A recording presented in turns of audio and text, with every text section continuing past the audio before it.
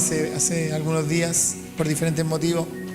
Bueno, estamos hablando de el Espíritu Santo, ¿cierto? ¿Cuántos se acuerdan la palabra de la semana pasada? Y que veíamos cómo todo lo que Dios hace en medio nuestro y todo lo que Dios ha hecho desde la creación ha sido por obra del Espíritu Santo, ¿sí? Dios el Padre da la instrucción y quien ejecuta toda la voluntad de Dios en medio nuestro es el Espíritu Santo. ¿Amén? Bien. Quiero continuar hablando un poco acerca de esto y reforzar un poco. Dice, lo que Dios crea o transforma en la tierra lo hace por medio de su Espíritu. Recuerde que la doctrina de la Trinidad, la doctrina es como el estudio de esto, dice que Dios es un solo Dios, ¿sí? Nuestro Dios es un solo Dios, ¿cierto? Pero este Dios se manifiesta de tres maneras. Recuerde que cuando el Señor creó al hombre dijo, haremos al hombre a nuestra imagen y semejanza. Entonces, usted no es solamente un cuerpo bonito y un rostro perfecto, ¿cierto? ¿Dice amén o no? Póngale fe. Sí. No solamente este escultural cuerpo. Dice que Dios nos dio este cuerpo como un vehículo. De hecho, en algún momento se nos va a acabar el combustible para este cuerpo y vamos a tener que partir. ¿Sabía eso, no? En ley de la vida, nacer y morir. Esa es la única cosa que usted tiene seguro, que en algún momento va a morir, ¿sí? ¿Cuándo? Eso estará ahí en las manos del Señor y también en las manos suyas si usted no cuida este vehículo que Dios le dio y lo maltrata demasiado, seguramente sus días serán más cortos. Pero si usted cuida su cuerpo, seguramente, si no es la voluntad de Dios llevarlo antes, va a estar más tiempo aquí en la tierra, ¿ya?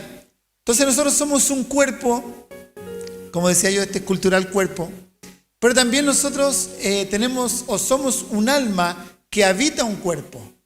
Y la alma está tu razonamiento, tus pensamientos, tu voluntad, lo que tú eres, quién tú eres, ¿sí? Tu personalidad. No es el cerebro es un músculo, es tu alma, eres tú. Y también tenemos un espíritu que dice la palabra del Señor que Él formó al hombre ahí con barrito, le dio forma y después sopló aliento de vida en su nariz y le dio vida. Entonces cuando Dios dice que Él nos hizo a su imagen y semejanza, también Dios es un solo Dios, pero Él se manifiesta como Padre, como Hijo y como Espíritu Santo.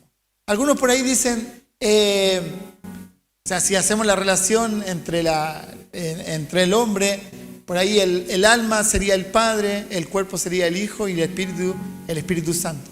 Pero Dios es un solo Dios, ¿sí? Diga conmigo, nuestro Dios es un solo Dios, que se manifiesta en tres formas. ¿Sí? ¿Estamos claros hasta ahí? Doctrina de la Trinidad en 3 minutos.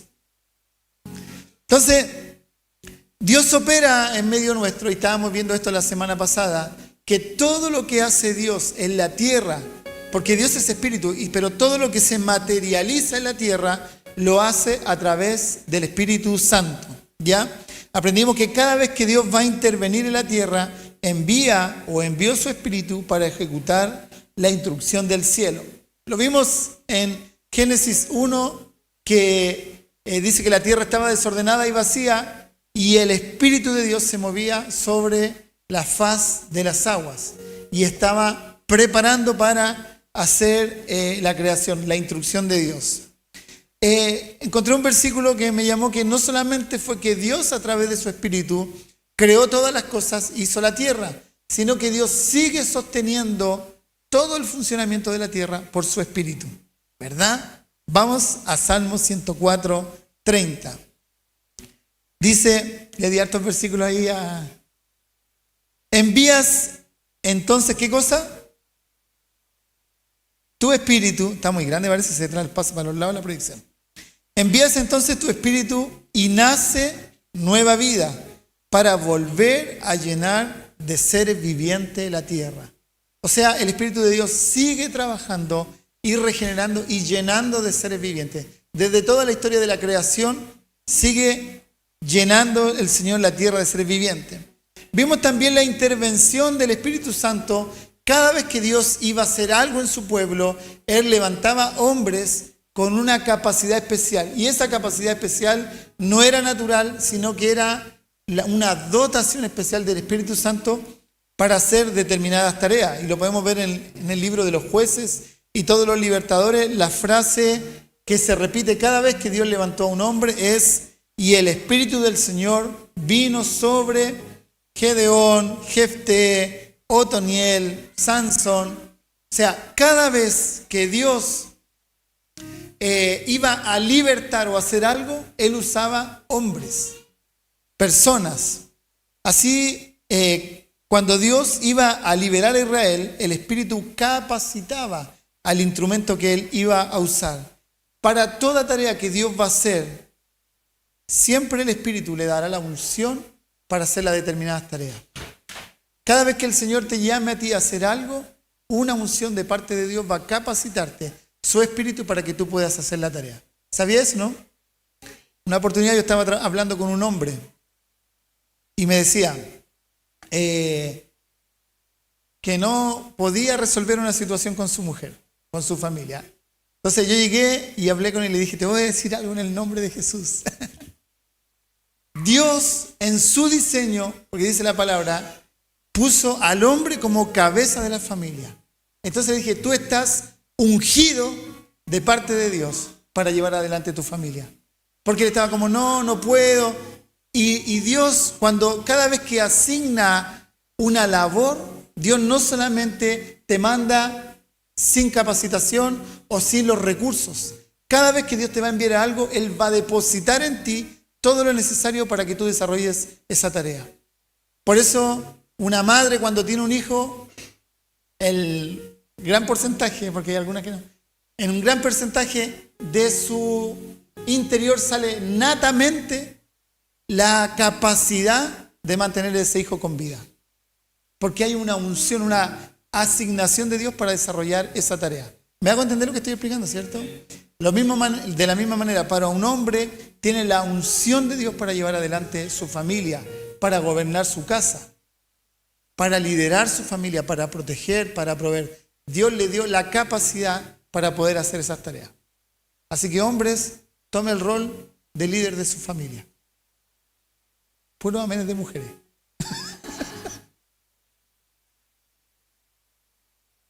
Vimos también el Señor cada vez que levantó reyes, por ejemplo, Samuel, Saúl y David.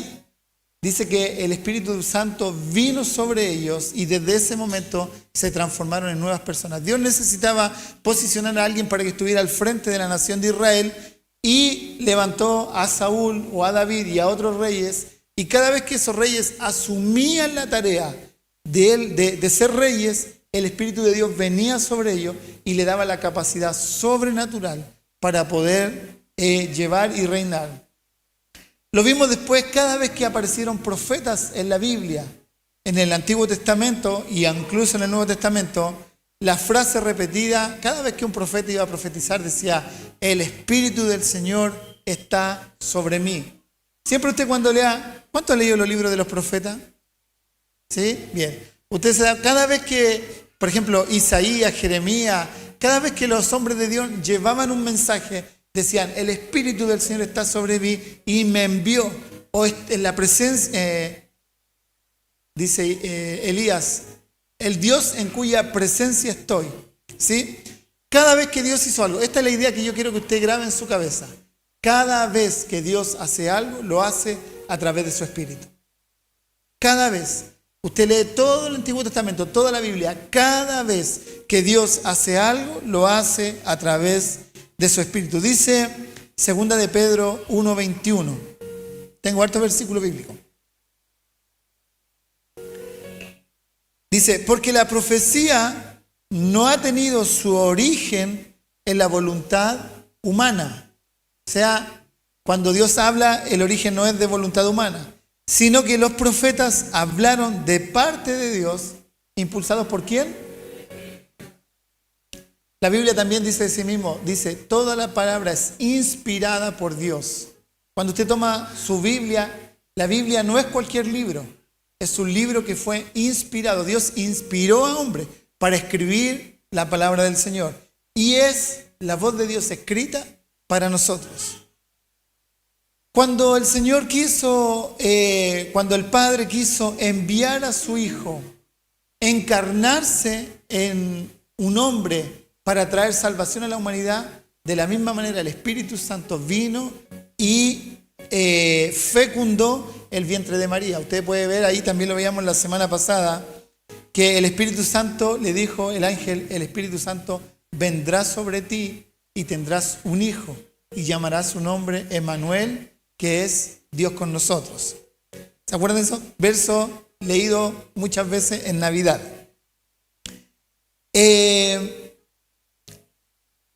La llegada del Mesías ocurre mediante la obra sobrenatural del Espíritu Santo. Jesús mismo. Si bien es cierto, dice la palabra, y nosotros lo creemos por fe, que Jesús nace de María a través del Espíritu Santo, Él vivió toda su vida de manera normal, entre comillas normal, hasta que llegó el tiempo de cumplir su ministerio, que es aproximadamente a los 30 años. Cuando Él viene, se bautiza y viene de nuevo el Espíritu Santo sobre su vida para comenzar a cumplir su ministerio. Dice en Lucas 3, 21 y 22. Un día en que todos acudían a Juan para que los bautizara, Jesús fue bautizado también. Y mientras oraba, se abrió el cielo y el Espíritu Santo bajó sobre él en forma de paloma. Entonces se oyó una voz desde el cielo que decía, tú eres mi Hijo amado, estoy muy complacido contigo. Cuando el Señor inicia su ministerio, cuando Él comienza a predicar el Evangelio, estos 3 años y algo, para luego dar su vida, porque el objetivo de Jesús era dar su vida por cada uno de nosotros. ¿Cómo inicia? A través del Espíritu Santo. ¿Sí? ¿Está aquí? Gracias. Nuevamente, esta es la idea que yo quiero que usted tenga clara. Todo lo que el Señor va a hacer en su vida, lo va a hacer a través del Espíritu Santo. ¿Qué es lo que usted tiene que entender? Que Dios va a obrar en su vida a través del Espíritu Santo. Siempre lo hizo así. Siempre. Usó personas, usó incluso la voluntad de Dios a través de, incluso envió ángeles, pero siempre Dios va a actuar en la vida, en la tierra. La intervención de Dios en la tierra es a través del Espíritu Santo. Por eso nosotros tenemos que aprender a darle lugar al Espíritu Santo en nuestra vida, en nuestra familia, en nuestra mente, en nuestro entendimiento. Es más, mucha gente lee la Biblia. Hay gente que, no sé, científico, que lee la Biblia, pero no produce el mismo efecto que en un hijo de Dios. Porque el Espíritu Santo es quien te revela la palabra y quien hace que la palabra se torne vida en ti. Por eso pasa que tú agarras la Biblia y lees un capítulo, lees un libro y después pasa un montón de tiempo y vuelves a leer lo mismo y dices, wow, no me había dado cuenta de lo que dice aquí la palabra. ¿Por qué? Porque el Espíritu Santo es el que la inspiró y también el que te la revela. Por eso cada vez que tú tomes tu Biblia para leer, no es contenido, no estás leyendo una revista o un libro de cualquier otra índole. Estás leyendo la voz de Dios escrita para ti. Por eso uno dice, Señor, Espíritu Santo, revélame la palabra. Espíritu Santo, háblame a través de la palabra escrita. Y esa palabra comienza a producir transformación. Dice la Biblia que la palabra cuando viene a tu mente, comienza a cambiar, a generar un cambio de mente, una transformación acá. Entonces, quiero cambiar, quiero ser una persona diferente. La Biblia dice en Romanos 12:2 que la palabra del Señor produce una nueva manera de pensar. Y eso es lo que provoca en ti una nueva manera de vivir. ¿Sabe? Tú no dejas las cosas por esfuerzo humano. Dios, a través de ese Espíritu Santo, con la palabra, cambia tu vida. ¿Amén? ¿Quieres dejar de tener una mentalidad, no sé, ahí poca, pequeña, o que siempre esté haciendo las mismas cosas? Llénese de la palabra y del Espíritu Santo y su vida va a tener otros resultados. ¿Sí? Vuelvo a lo mismo, porque esta es la idea principal que yo quiero que quede en tu corazón. Toda obra de Dios en la historia es llevada adelante por la acción de su Espíritu. Y según su propósito, Él se sirve de hombres y también de ángeles como instrumentos para cumplir su voluntad. Hay un versículo que, hay muchas canciones de este versículo que quiero leer, que es Zacarías 4:6.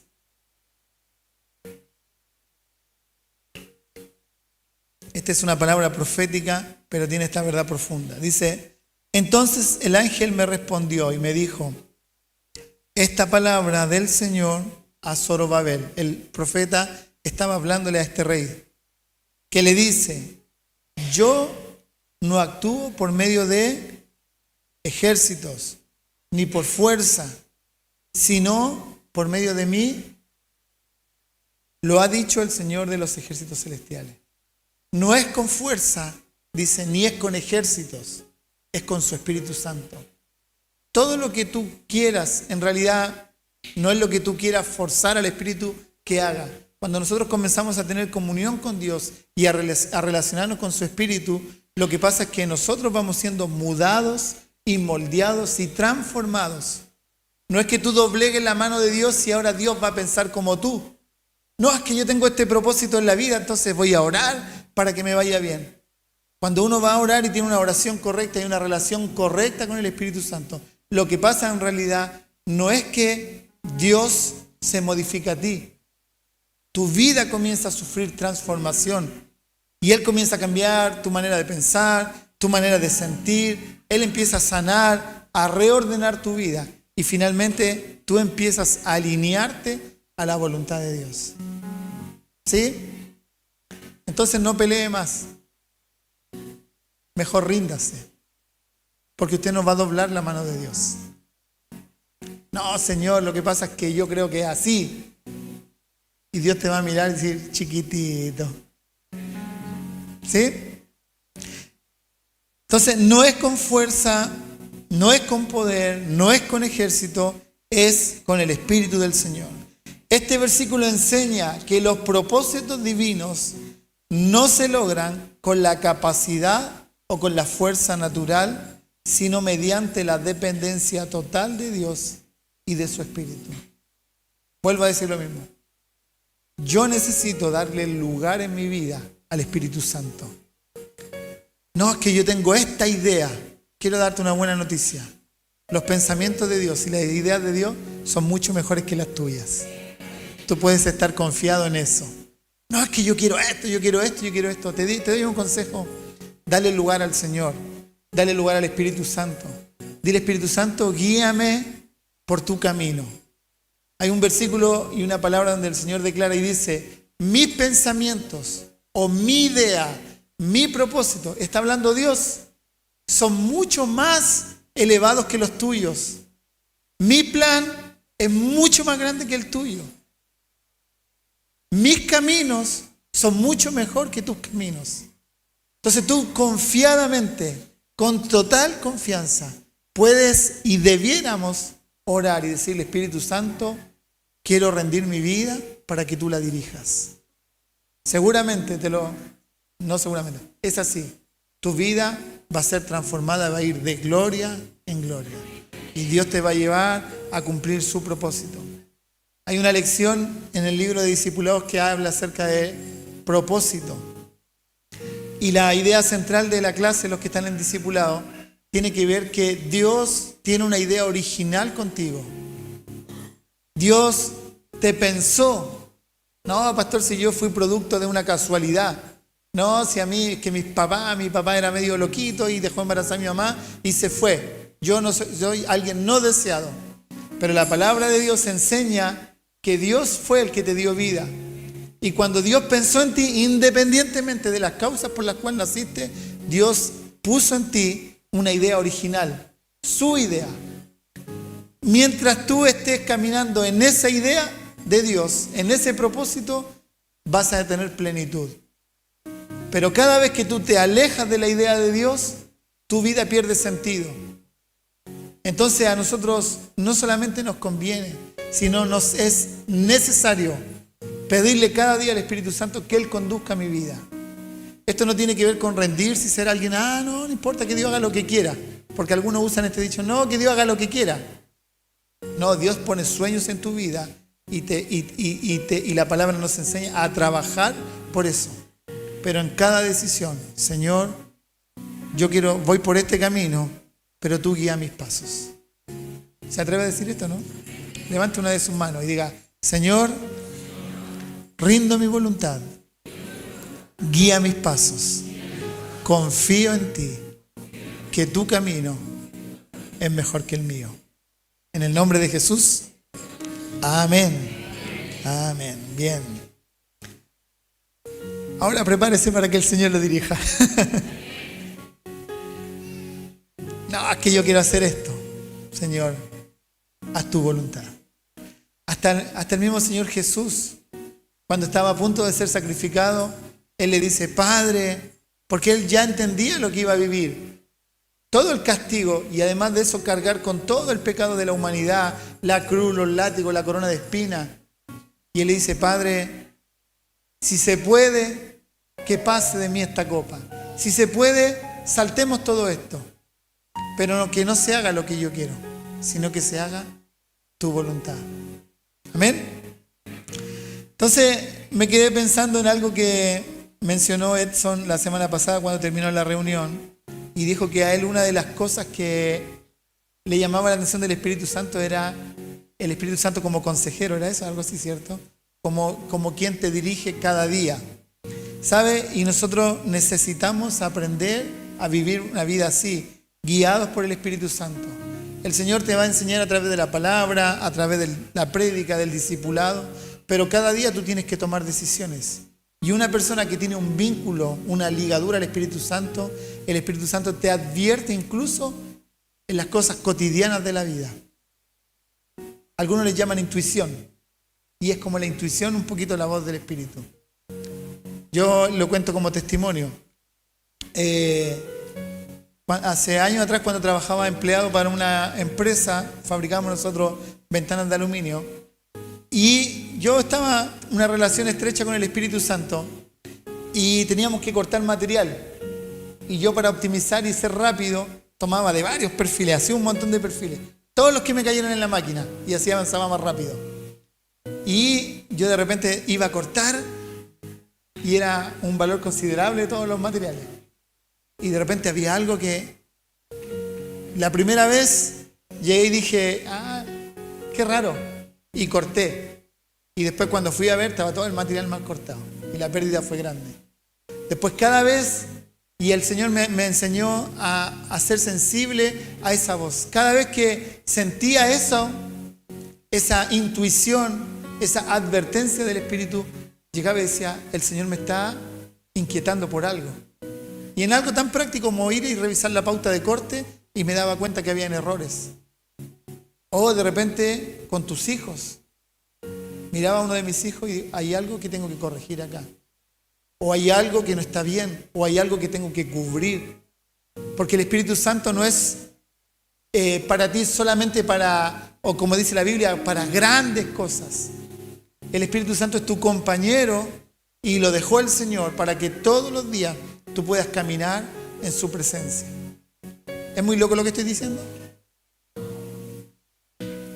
Entonces de repente va a estar ahora en la semana. A ver si tengo que ir a la cocina. No pasa nada. Y el Espíritu Santo le está diciendo, se te quedó la olla prendida.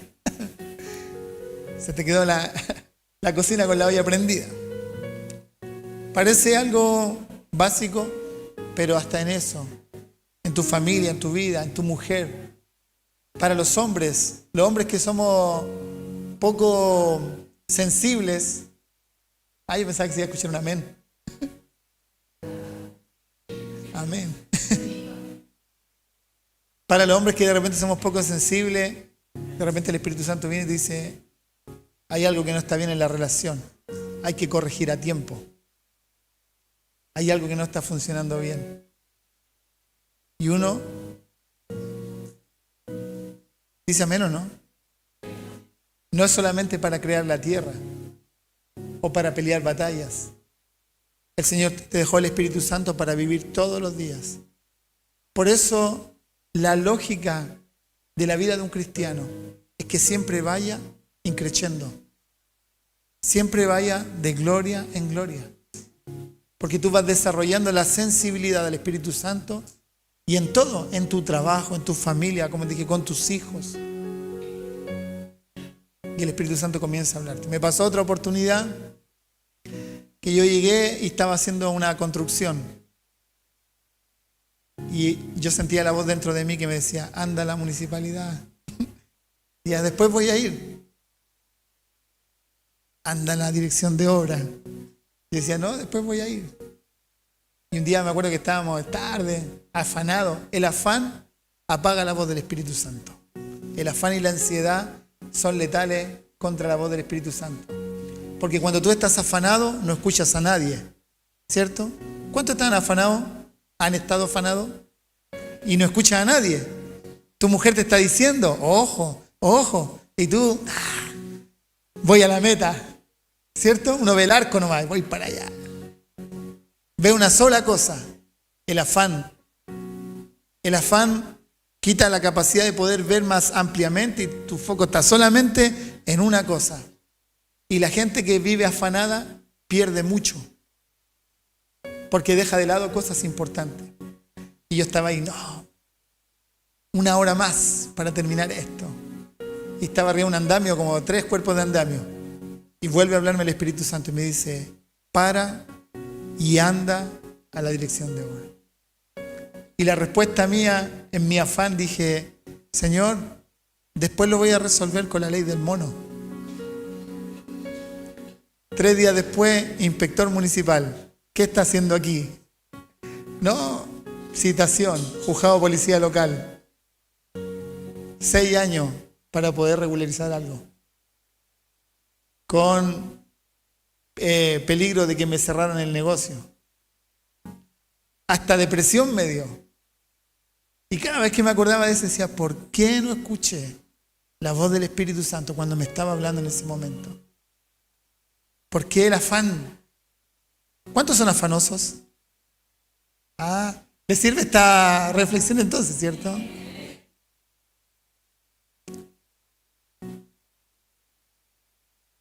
Uno a veces se afana por el dinero.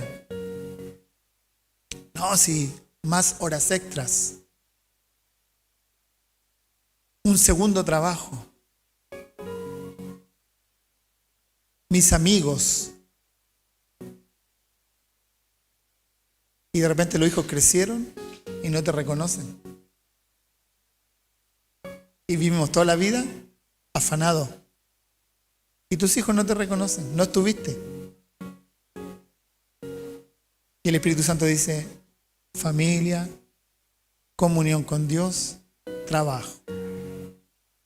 Y el Señor dice, familia, o primero sería comunión con Dios, familia, en orden de prioridades, trabajo, servicio.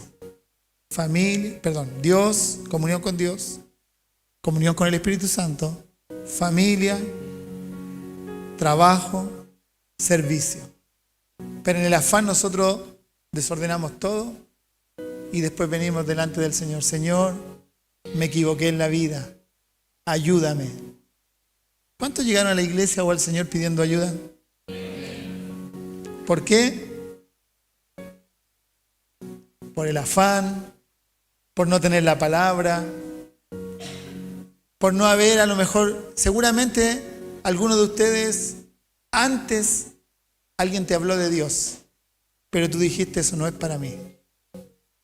Y hoy día venimos para que el Señor nos ayude a resolver lo que no hicimos bien, que hubiésemos hecho bien si hubiésemos tenido a Dios, su palabra y la dirección de su Espíritu Santo. Pero tranquilo, porque Dios incluso puede resignificar, cambiar y transformar, porque Dios es un Dios de misericordia y Él es un Dios de oportunidad y que te da la oportunidad para volver a construir. ¿Amén? Yo le daría un aplauso al Señor por eso.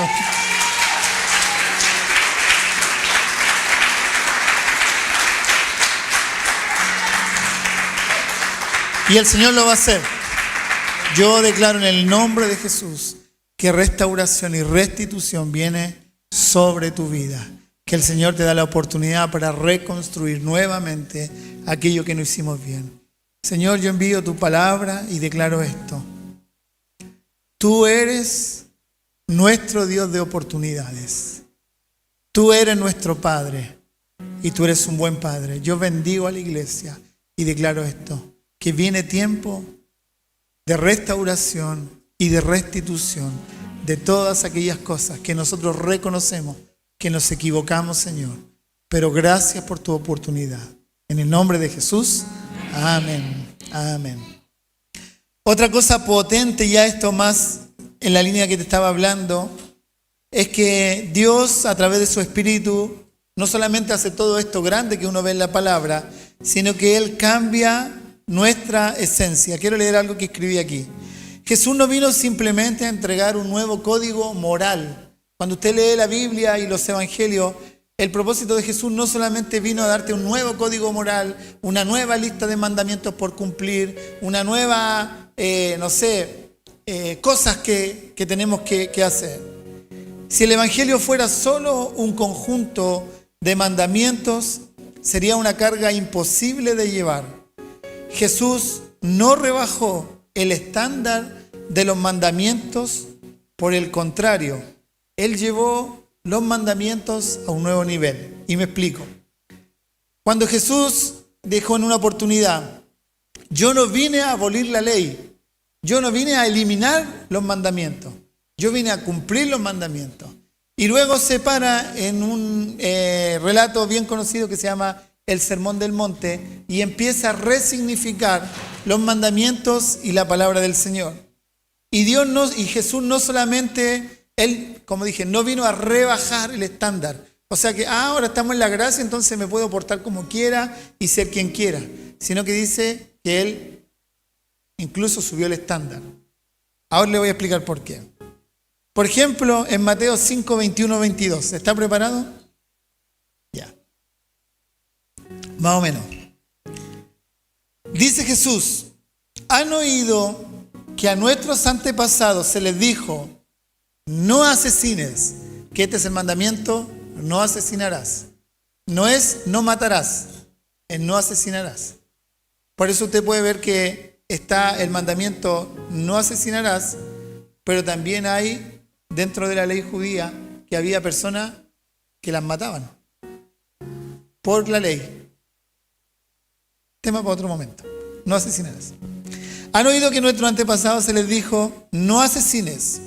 Si cometes asesinato, quedarás sujeto a juicio. Y aquí viene el Señor. Pero yo digo, aún si te enojas con alguien, quedarás sujeto a juicio. O sea, ya no es la consumación del hecho, sino dice, si te enojas con alguien, quedarás sujeto a juicio. Si llamas a alguien idiota, corres peligro de que te lleven ante el tribunal.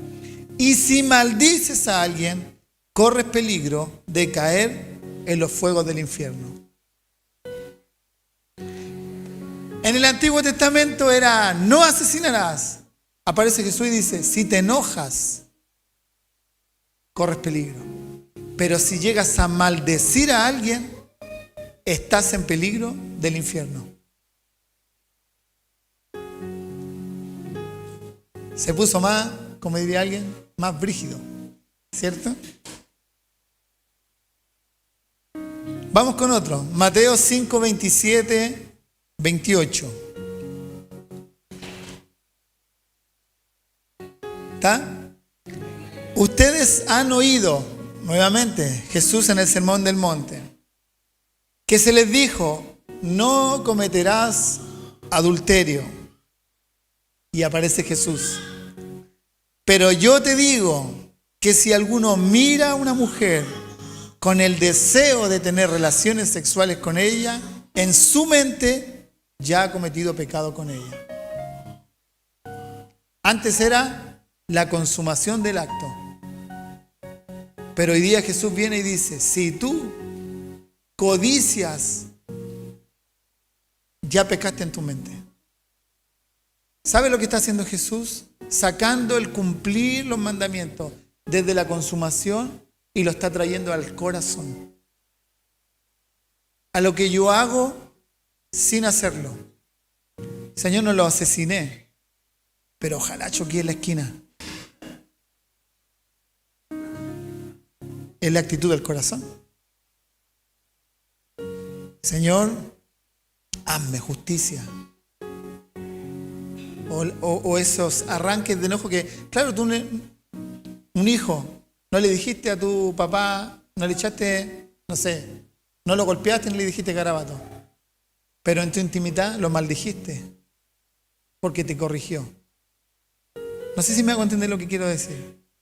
O sea, el Señor elevó aún más el mandamiento, no solo el hecho de la ejecución, de la consumación del pecado, sino que el Señor lo trae a la actitud del corazón. Por eso partí diciendo que si el Evangelio fuera solamente el cumplir las instrucciones y los mandamientos, sería algo difícil de llevar. ¿Quién podría vivir en santidad con este nivel de exigencia? Vamos con otro. Mateo 5 del 43 al 44, después el 46 y el 48. Ustedes han oído que fue dicho: amarás a tu prójimo y odiarás a tu enemigo. Y aquí viene Jesús nuevamente. Pero yo les digo, amen. ¿A quién? Amen a sus enemigos.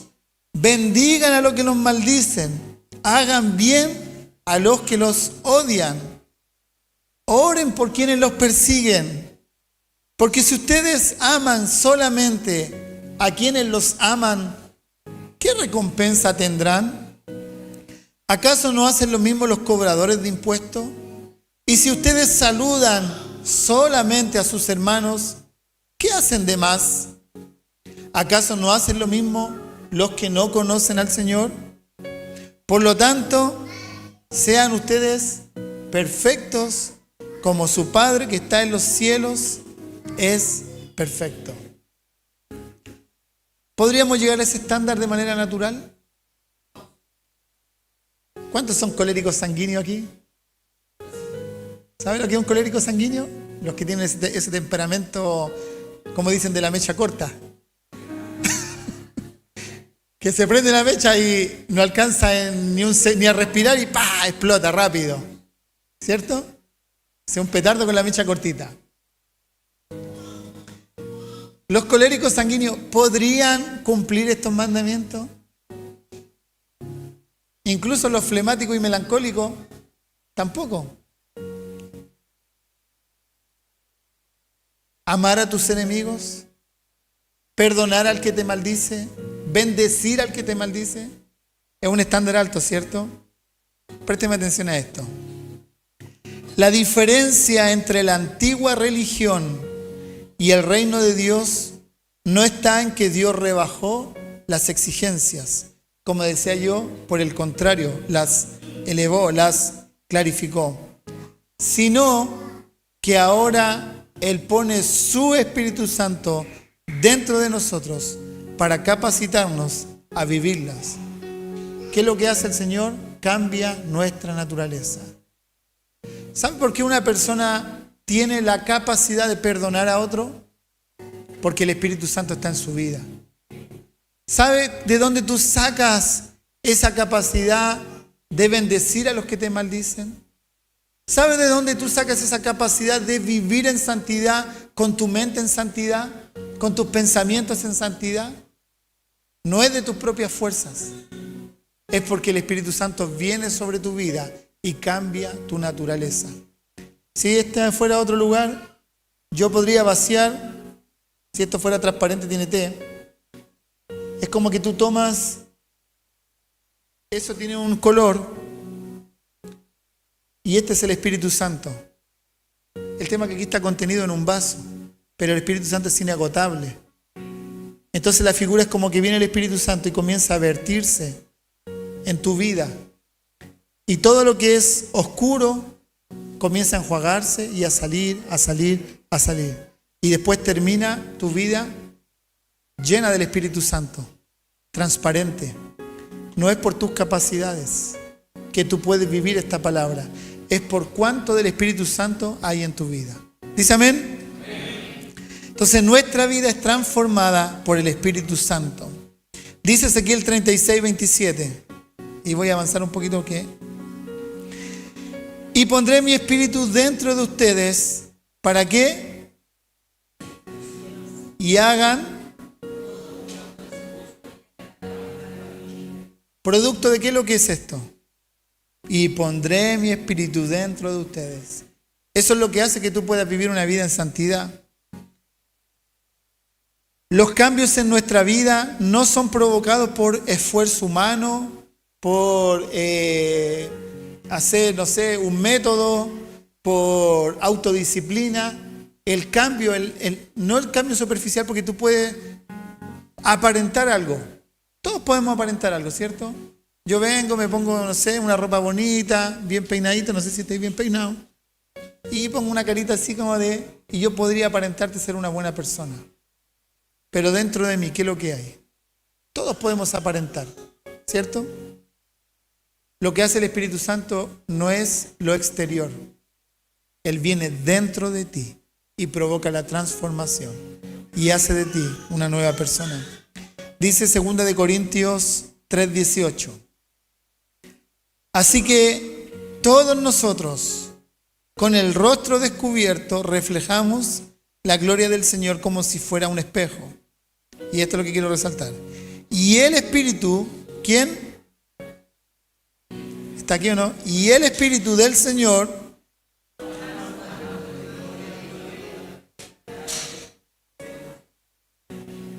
¿quién provoca los cambios en tu vida? Ve que hay gente que dice, no, yo soy demasiado malo, pastor, para ir a la iglesia. Hay gente que dice, no, es que yo tengo muchas cosas que no he cambiado. Cuando cambie voy a ir a la iglesia. Cuando mejore esto. Yo he escuchado personas que dicen, no, yo no quiero ser cínico, y lo hacen honestamente. Y dicen, yo no quiero ser cínico. Yo no me siento preparado todavía. Creo que voy a dar un mal testimonio. Pero no tiene que ver con cuánto tú cambies para venir a buscar al Señor. Tiene que venir con cuánto de Dios hay en ti que cambia tu vida. ¿Sí? Entonces, por eso uno viene como viene. Y si vienes arrepentido, esa es. Y vienes al Señor, Señor, estoy arrepentido de la vida que formé, que hice, las cosas que he hecho. Y no es por tus propias fuerzas, es el Espíritu Santo dentro de ti que comienza a provocar transformación. Entonces usted no tiene que estar, o sea, tiene que tener autodisciplina, pero la lógica es que usted debiera orar y decirle, Espíritu Santo, cambia mi vida. Espíritu Santo, cambia mi manera de pensar. Espíritu Santo, lléname de ti. Señor, lléname de tu presencia. Y el Señor va a comenzar a hacer brotar de ti, como dice su palabra, ríos de agua viva, agua limpia y cristalina. No solamente ríos de agua viva de ti, sino que esos ríos, dice, que van a brotar de ti, también van a ser para que otras personas puedan beber. Y termino con esto. Por su Espíritu, nuestra vida es transformada. Gálatas 5, 22 y 25. Dice, en cambio, esto es el producto, el fruto es el producto de una vida en el Espíritu. Este es el producto de una persona que deja que el Espíritu Santo llene su vida de él. Dice Gálatas 5, 22, 25. Dice, en cambio, este es el fruto. Esto es lo que produce. Este es el fruto que el Espíritu Santo produce en nosotros. ¿Sí? Amor, gozo, paz, paciencia, benignidad. Benignidad tiene que ser con ser alguien bueno. No es que yo soy malo, sí, pero el Espíritu Santo produce este fruto en ti. Ser bueno, produce bondad, produce fidelidad, produce humildad, produce dominio propio. Por eso hay gente que toda su vida fue esclava de algo, de un vicio, de, no sé, de un comportamiento, de heridas, de maldiciones, pero dice que el Espíritu Santo nos da dominio propio. Dice, no hay ley que condene estas cosas. que le pertenecen a Cristo. Los que pertenecen a Cristo han clavado en la cruz su naturaleza pecaminosa, puesto que vivimos por el poder del Espíritu, sigamos la dirección del Espíritu. Vuelvo a leer. Puesto que vivimos por el poder del Espíritu, sigamos la dirección del Espíritu. La ventaja y lo extraordinario de desarrollar una comunión diaria con el Espíritu Santo es que Él es el que transforma tu vida. No tienes que cambiar antes de venir. Tienes que venir tal cual como estás. Dios te conoce. No tienes que pretender demostrarle a Dios algo que no eres. Por eso cada vez que tú buscas al Señor tienes que ir con sinceridad. Y tienes que ir y decirle, Señor, lo reconozco. Soy un pecador. Soy alguien malintencionado. Señor, lo reconozco. Dentro de mí hay actitudes que están malas. Señor, lo reconozco. Soy alguien que busca el mal. Que tengo odio a esta persona. Señor, lo reconozco. Me cuesta el tema sexual. Me cuesta la santidad. ¿Dice amén? Póngase de pie, por favor.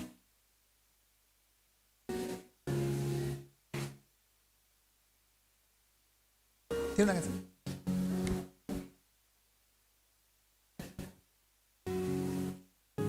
Bien.